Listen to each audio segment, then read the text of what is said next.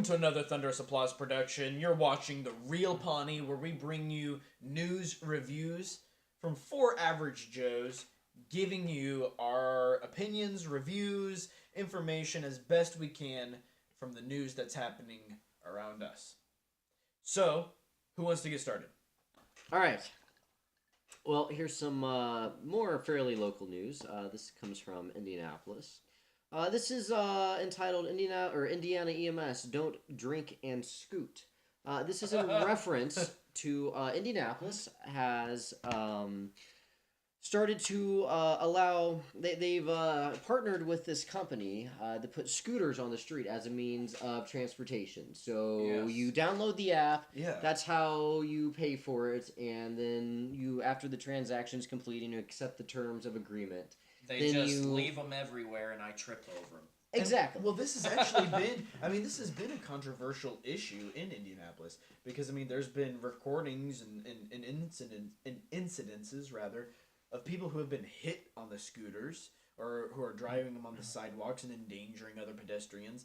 This has kind of been up for debate for a while there in Indianapolis. And it has. And I guess, anybody can own a scooter and ride it on the street, but obviously this makes it more accessible to the average, pedestrian or whoever's walking the streets of Indianapolis. Anyways, so there's been a lot of injuries, naturally. However, they said since September through December, there's been a total of 75 injuries. 28 of which have been reported that the person who had been injured had consumed alcohol and then embarked on a scooter journey and had subsequently injured themselves as a result. They would drink and ride. They would drink and scoot. Drink and scoot.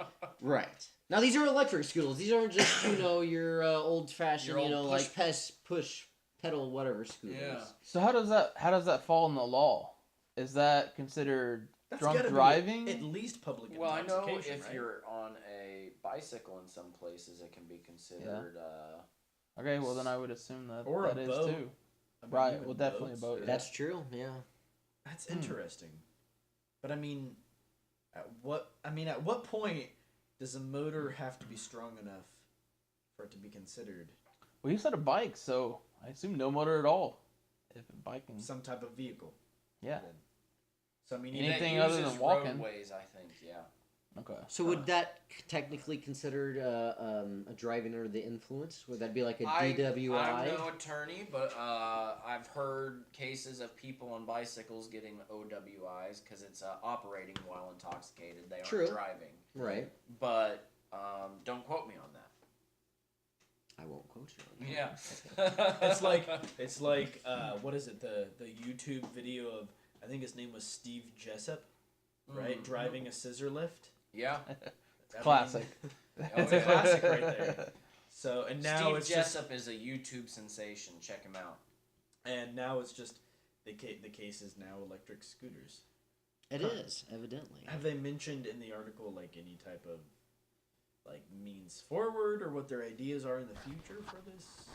Apparently, the company Lime has declined to offer really any resolution or comment on the situation. However, it is stated in their terms of agreement when you download the app and agree to it that prohibitive acts, bullet 1.9, you express and certify that you agree not to operate the product while under the influence of any alcohol, drugs, medications, and or any other substance that may impair your ability to safely operate any product. Huh.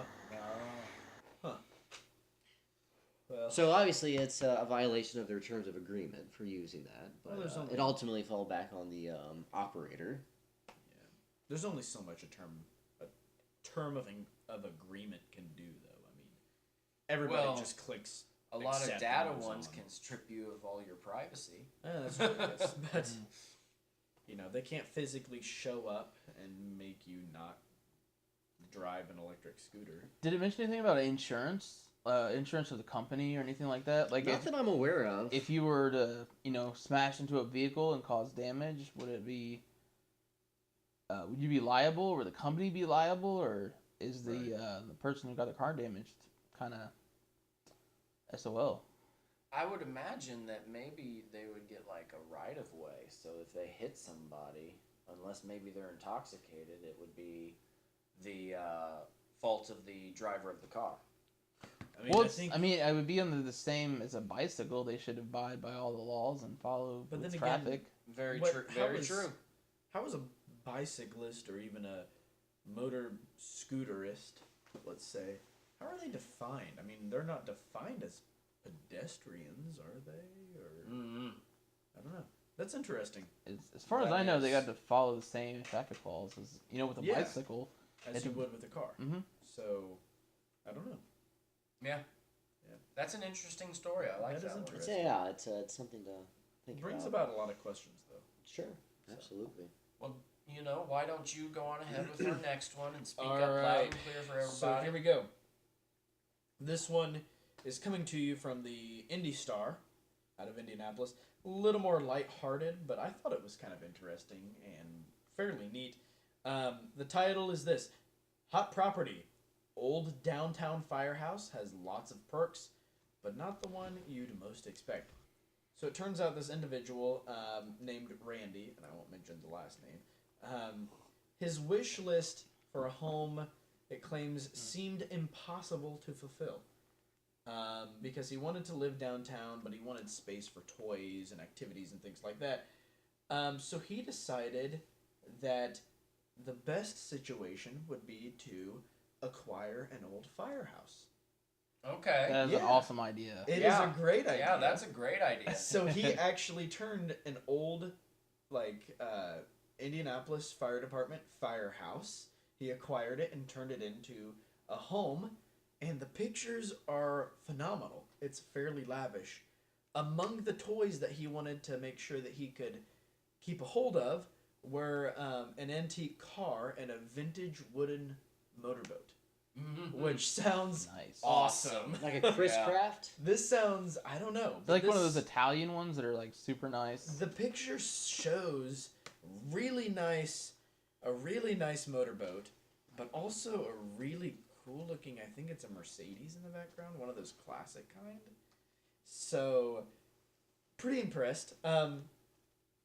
It says that he, that the firehouse had been decommissioned in 1972, and it had housed the offices for emergency management and the police athletic squad, and that we'll say Randy had spent about 10 years fixing up the building and restoring its original feel.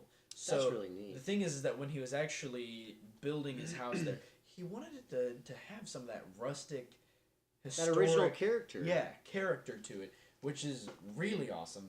The first floor, he turned what was the firefighter's bunk room into a dining sitting room.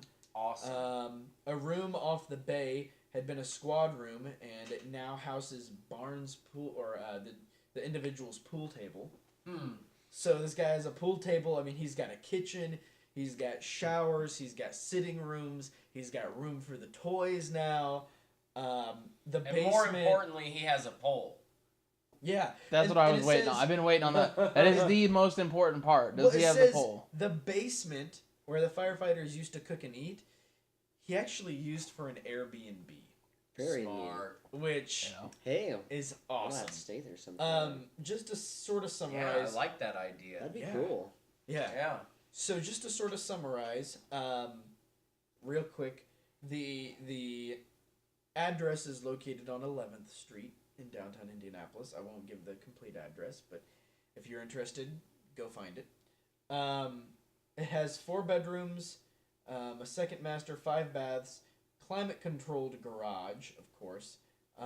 The bay where the engines were originally stored, I guess, is that garage. Yeah, that's crucial. Which is awesome, because to have space like that, especially if you can afford toys, it's great. I imagine getting a firehouse and being able to store toys is probably more affordable and feasible and maybe a little more fun, rustic, and interesting. It has history. And and it has history. Yeah. Than, say, like, buying a fancy house and then having a garage or pole barn or something. Sure. The fact that this guy's living out of an old firehouse so he can keep his toys, props to him. Yeah. Especially downtown Indianapolis, of all places. I mean, that's hot real estate, and you don't usually get those furnishings Yeah. You know, it's usually apartment living or condominiums or something like that. I guess I don't know if he's interested in selling it or what, but it has an asking price on here, $750,000. So he's put a lot into this, and granted, the pictures of this and everything around it just seem so lavish, and they seem so nice, but with that old rustic appeal that allows you to enjoy space and toys. Nice. It's pretty awesome. That is. So, that's that. He should get like an old fashioned fire truck just for like one of the bays. How cool would that be? Yeah. Oh, yeah. I mean, the fact that you That can would just be pretty neat. open up a bay, roll in your classic Mercedes, or park your nice And those are big bays motorboat. too. Oh, they're huge. Not like little, They're single huge. car, Yeah. compact car. Well, and honestly, it really depends. When was the firehouse originally built? Ooh, I don't know. Because it's going to be really Maybe. contingent. Because back up until probably the 1920s, a lot of these firehouses they still had a horse-drawn engine, so bays were a lot smaller back then. The True. decommissioned firehouse built in the early 1930s was not being advertised as a home, and it was in horrible shape. It sat on 11th Street, farther north than most people in the Chatham Arch neighborhood choose to live. But something about the building, perhaps the bay where the engines had once lived, spoke to this individual. So Yeah, I could see that for sure. it's a 1930s. It was a 1930s era firehouse that had been decommissioned in 1972 that he took under his wing, completely just Made it his own. made it his own. Did some awesome stuff with it. Sounds like So, it. Good for him. Great way to repurpose an old building. Yeah. For sure. We need Yeah. to persuade more wealthy people to do that with the old buildings that are sort of falling Absolutely, apart. So yeah. That would be awesome. Yeah, some of the new ones are just ugly. Yeah. They tried too much for that. Why build something new when you have something you can repurpose? Well, and let's be Agreed. honest. Let's be honest. A lot of that old stuff, particularly 1950s or before, was built to last. Oh yeah, absolutely. You know, I mean, everybody claims, asbestos, mold, bad materials, and while that was used to some degree, that's only one factor. well, it gives a character. The bones and the character of those locations are unbelievable. Agreed. It's really only a problem though, unless you disturb it. Yeah, When you start tearing it up, that's what's the Yeah. problem. yeah, exactly. I'm a little disappointed they didn't speak on the pole. Yeah. I don't know. Yeah. I That's, mean, that it's would up be in the air. A number one seller. If not, just install one. I mean, like, what a way, like, if you're in a Yeah. rush, if you're running late for work, what a way to get down to your Right? car. Just True, run that's- down and yeah. jump on the pole Well, and I mean, like, slide down. if you've got a classic car or a nice motorboat, what better way to jump into your car than to be like Batman and Robin, right? From the Adam West era version of it. Slide down the pole, get into the cool car, and drive off. Well, I think that's it, gentlemen. That was all. That was a wonderful, wonderful conversation. I enjoyed all of you very much. I hope you at home enjoyed. If you did, please do us a favor. Tap the notification bell after you tap the subscribe button. And please hit like. We would enjoy that. Maybe leave a comment or two. We would love that also. This has been the Real Pawnee Thunderous Applause production, and we appreciate you all very much. How shall we end this one? Oh, I hit my head on the wall. All right, good job. Good job. This has been the Real Pawnee.